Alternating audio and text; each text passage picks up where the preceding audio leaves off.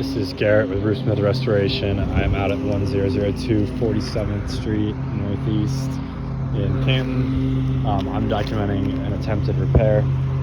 As of now, we have 17 shingles approved for repair.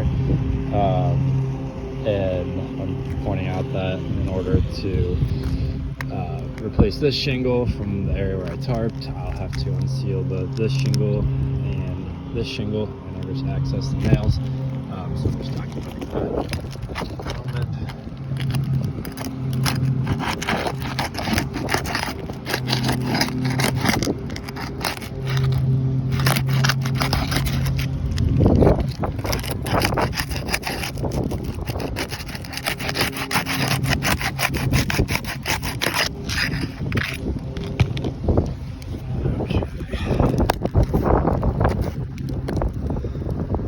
So you can see fair bits of material transfer here.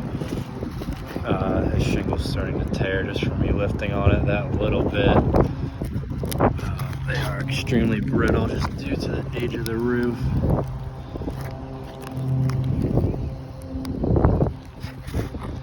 And so you can see just if I lift this, I'm getting more tearing.